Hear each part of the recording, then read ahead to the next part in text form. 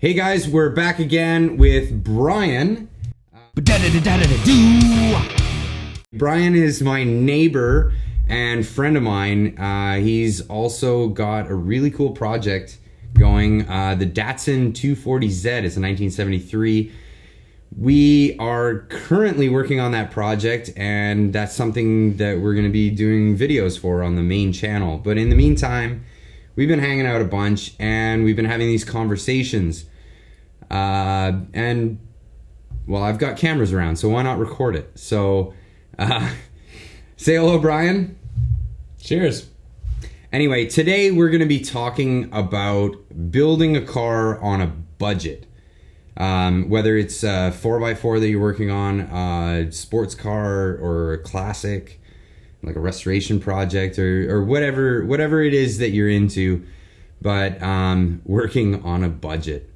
So, Brian, we're both kind of in the same boat here, right? Aren't we? Oh, yeah. So I have my Jeep Cherokee that I've been working on for, what is this, going on 2-3 years now? Yeah. I mean, I can only do so much at a time. I get what I get done when I can. Yeah. And now you're working on your Datsun. Yeah.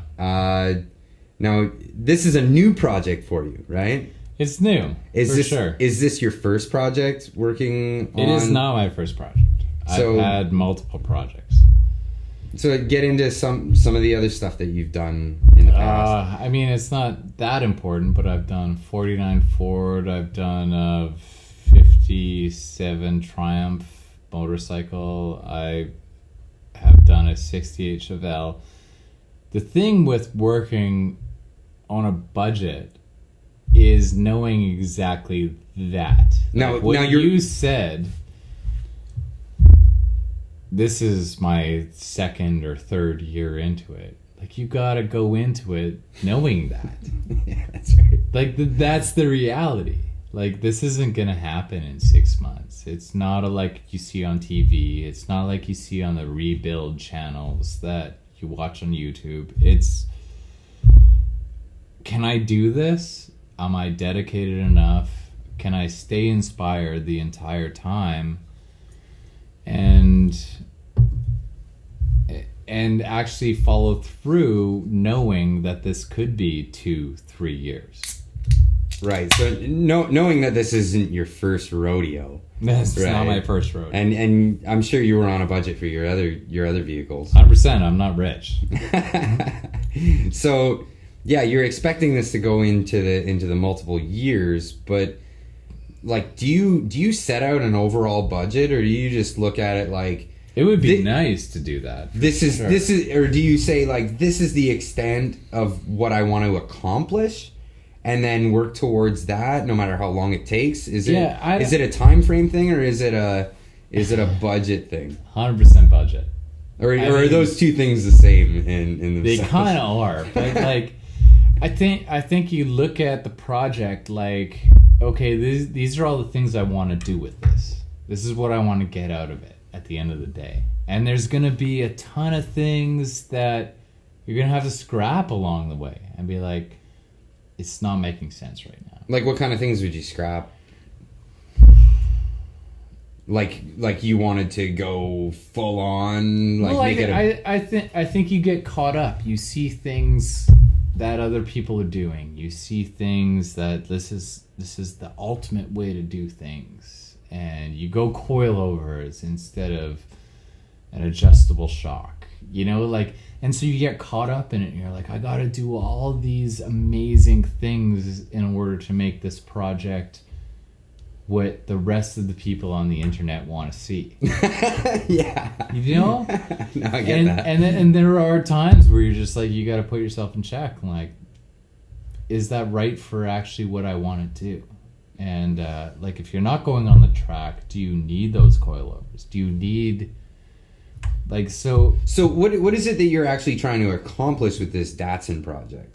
Well, the Datsun, I mean, is basically, I drive from here to Pemberton or here to Vancouver, and so mainly, like, for you guys that don't know the geographics of whereabouts that we live, we have mountain pass highways, so they're really windy up and down roads. They're perfect for like a roadster kind of vehicle, like a sporty handling kind of vehicle. Right. I mean, that's a good way to put it. I mean, if you're gonna ride something hard on the street, I mean, do you need to be able to adjust the left tighter than the right? I don't know. Like it seems like it'll balance out. So we're getting too specific. Yeah, it's a little bit too specific. Yeah. So let's say like your project is a roadster kind of project, right?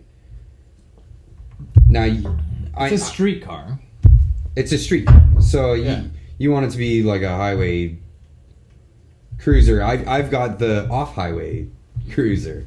Right. And it's the same thing when it comes to Jeeps. You have your different genres, right? Like Jeeps or other trucks. You have your different genres where you say like, okay, I want this to be a trail rig, overlander. Right. Or I want this to be like the one that'll motor through that big mud gully. A bogger. Yeah, a bogger. Or, you know, you want it to be a rock crawler. So right. Everything's very specific. So like road cars are the same too, right? For sure they are. So I mean, you gotta like look at what you do for the most part and build to that. Yeah, like I'd like to say, like I'm just gonna give my opinion here. If you're gonna start a project, I think you should have that in mind. There's gonna be a lot of people that are gonna tell you, yeah, you can build an all-round thing, but if you want it for a specific purpose, consider that and focus on that, I guess. Yeah, for sure. And I mean, if you know what you're doing 90% of the time, build to that. Like, don't watch the internet telling you what to do. Like, don't be like, oh, well, this guy said I should get coilovers, or this guy said I should get this lift. So when he's saying coilovers, what he's actually referring to is on the Datsun sports cars. They came with your standard. They came with IFS suspension, front and rear.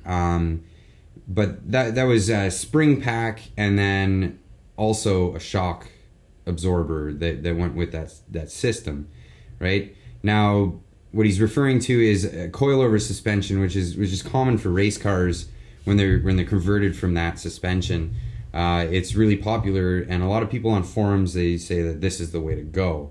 Now, is that the way to go? See, I don't know. Like, I'm not pretending that I know everything, but all I know is that maybe in 2 or 3 years this might hit the track. But other than that, I'm ripping around these canyons, and I don't know what's the best for me. So that's what I would look at. I wouldn't necessarily say, like, just because the internet's saying this is the right way to go, I would look at how I drive, what purpose I want this car to, like, what do I want this car to do?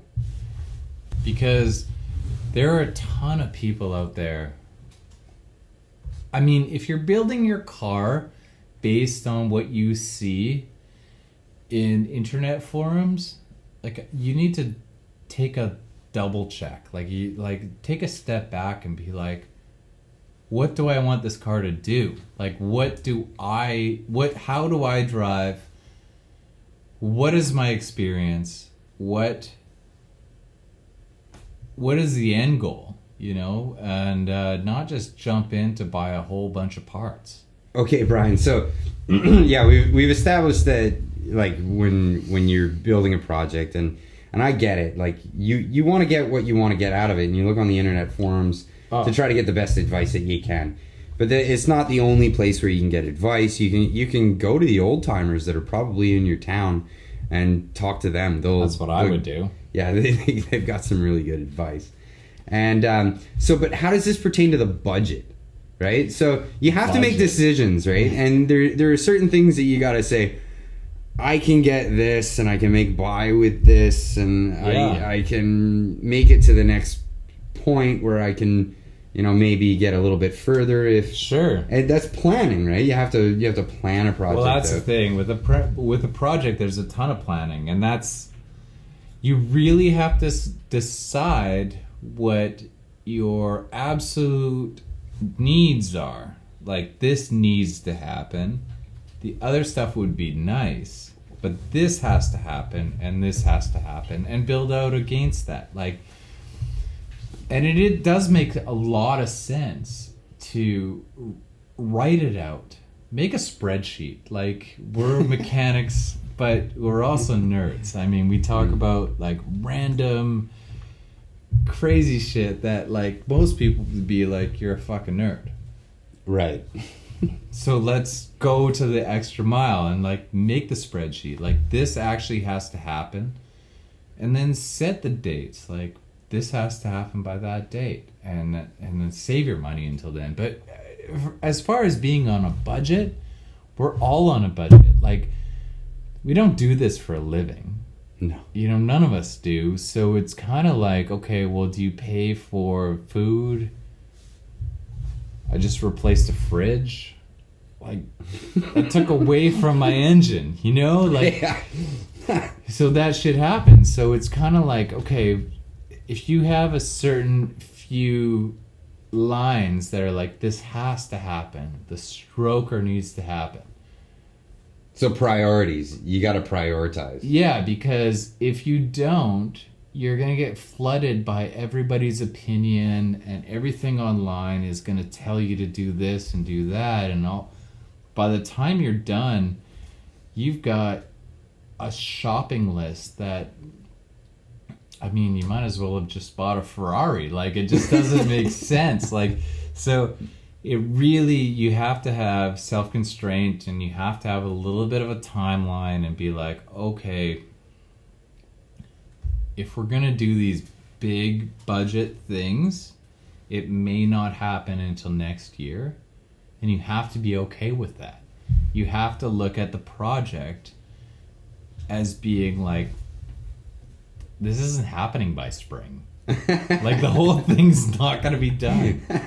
So figure it out sequentially and be like, if all of these things happened by spring, this would be amazing.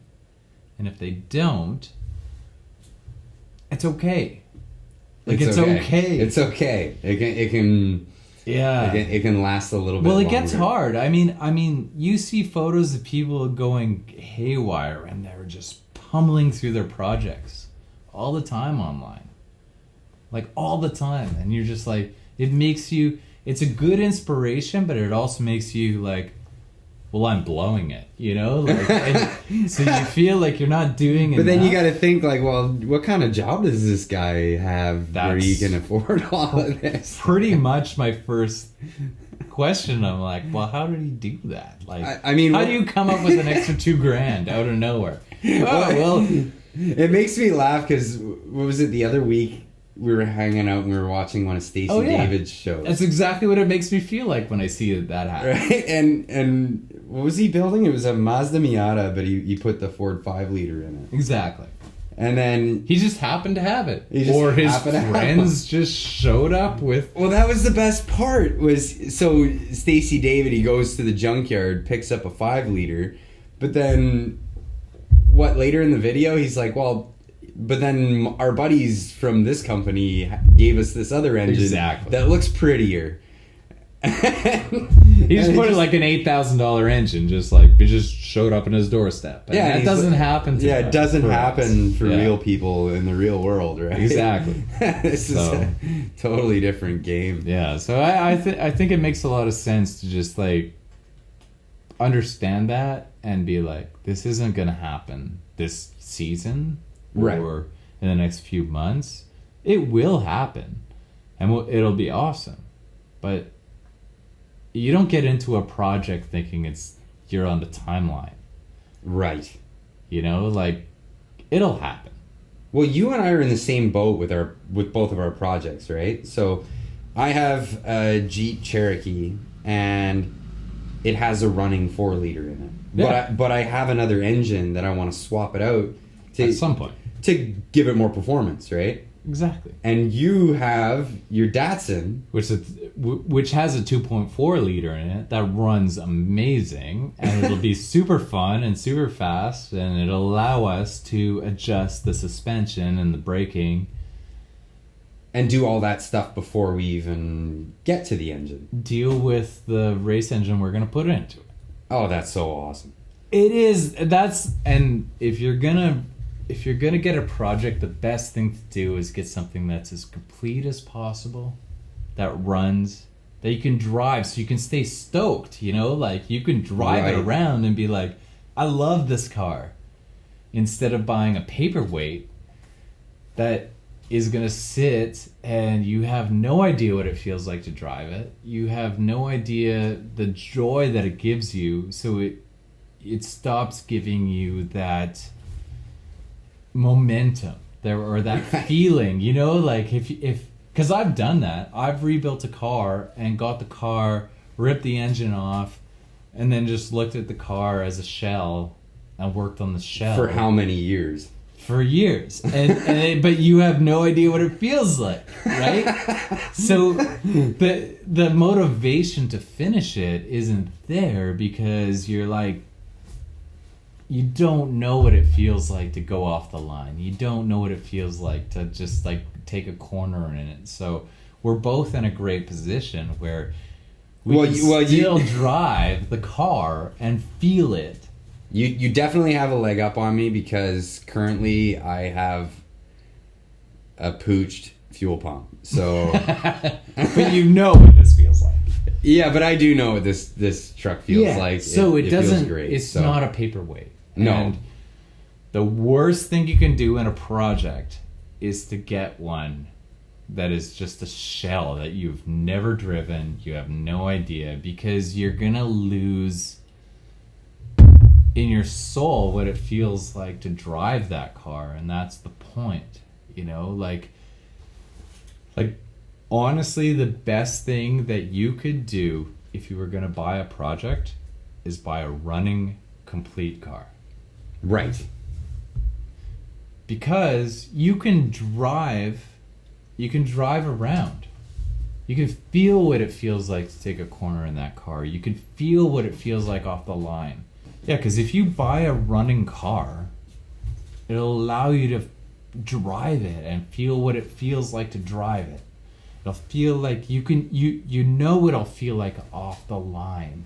Right. And yeah, you could make engine enhancements and suspension enhancements, but the soul of the car, you know it, you feel it, and you can at any given time. You can start it up, and you can the cops can come to your into your garage. Like if you're revving it, and the cops show up. You're like, I'm doing something right, you know. Which happened recently. So It did. we were hanging out, and it was after the city ordinance time frame. I don't know what happened. I don't- think it was like 10 o'clock, but the cop said it was a little later than that. Well, yeah. So we were in the garage, and we were tinkering with the car and Revving it hard, very hard, and yeah, hitting well, it. the cops showed up. Yeah, but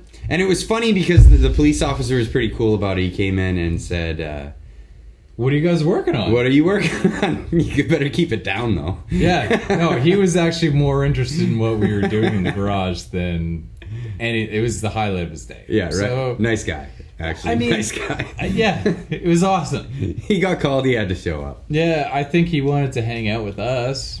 Anyway, back on topic.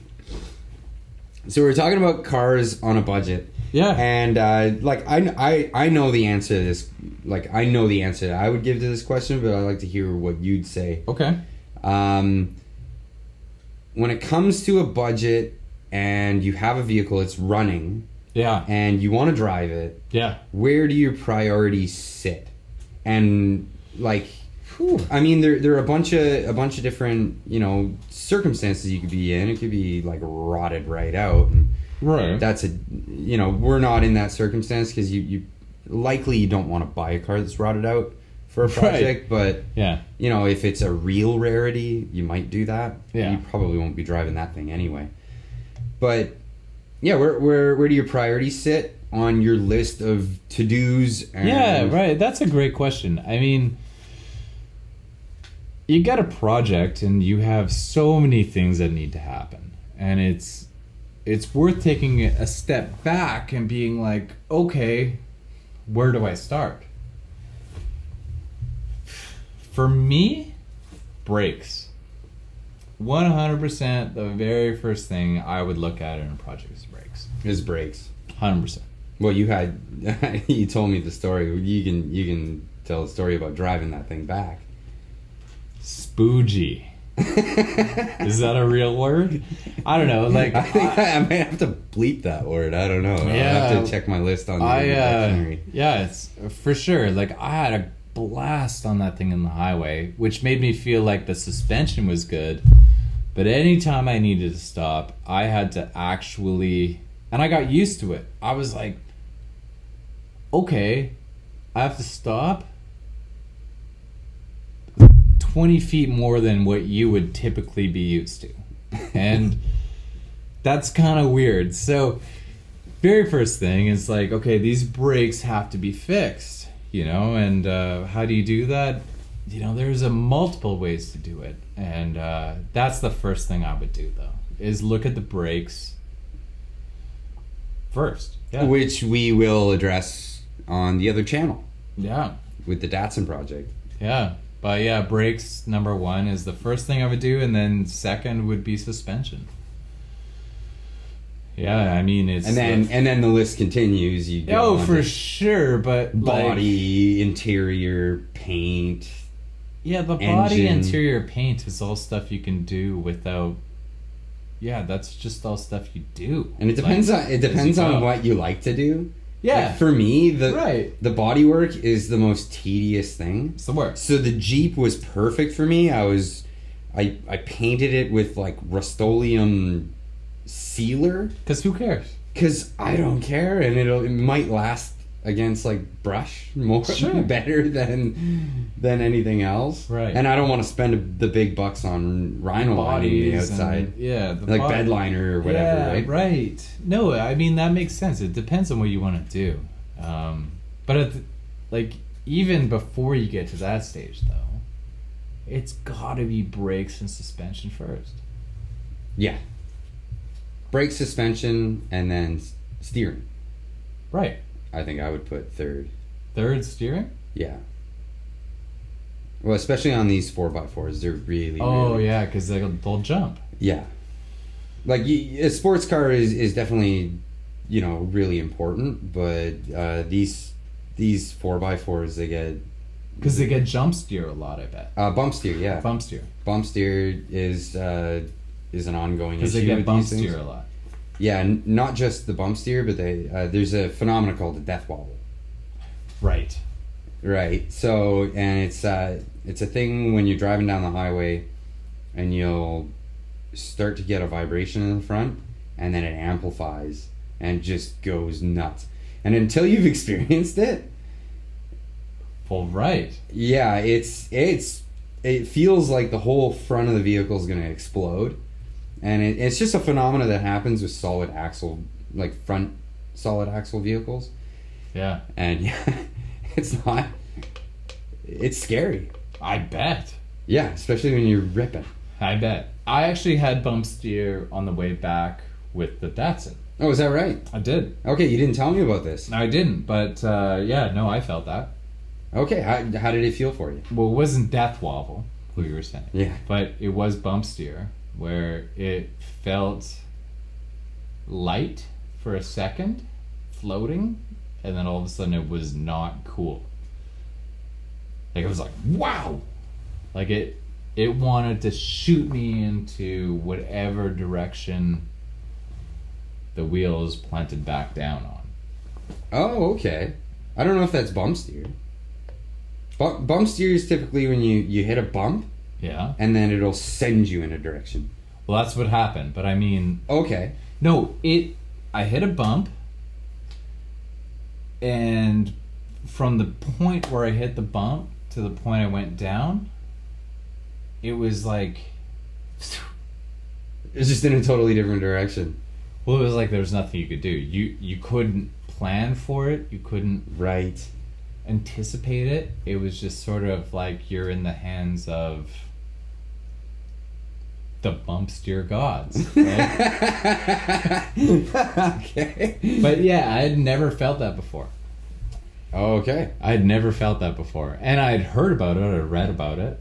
Yeah, And, and then when you finally do feel it, it's just like, Yeah, and then you okay, get it. I need to take care of this. Yeah, 'cause and then you can't, that's why people are talking about Yeah, it. that's why people do talk about it, because you can't do that. You can't have that because it's terrible. And I wasn't even going that fast, but it's not just a highway thing. It's just like, I don't know, like if you hit a bump and it takes your front wheels off, who knows what happens when they come back down? And that's exactly what happened. Yeah, well, that's why we're gonna upgrade your suspension to something a little more modern. Yeah. There's no way to get around it. Motorsports costs money. Yes. So if you're watching the channel, you know that. Yeah, because you're trying to get a way around it, and that's But that's why you're watching DIY videos. right. But at the end of the day, like, it's gonna cost you money. So you gotta figure out what the sacrifices are, I guess. And yeah, sometimes you can. Sometimes you're a single dude that just has to eat like pizza pops for a week to buy a part. And sometimes you have a kid and a wife, and you can't do that. Yeah, and those are the responsibilities that you have to have. So So I don't know. I think we're gonna end this on that thread. We're gonna say, if you're building a car, or a 4x4 or anything, expect a lot of pizza pops and maybe mac and cheese. Mac and cheese is your best friend Yeah. while you're building a car, because Pick your sacrifices. unless you have a 6-figure salary, you're I don't. yeah, you're looking at a big choice. Do I continue to build my car, or do I change my dietary options? I guess, like, is it new brakes this month, or is it making rent? I don't know. We're all in the same boat. Well, I think rent should always be first, but it could Maybe not. be Velveeta or Kraft. I think that's Right. that's the options. But yeah, it's always going to come down to what you can sacrifice. And I mean, what else can you say there? So anyway, guys, thanks for sticking around for the conversation. We'd like to extend the conversation. If you guys have anything to add, leave a comment in the comments section. Be so kind to leave a like, and we'd like to keep this one rolling. If there's a lot of responses from this one with a lot of particular questions or even particular statements, we might even revisit it. So we'll do this again. we'll see how it goes. Anyway, cheers.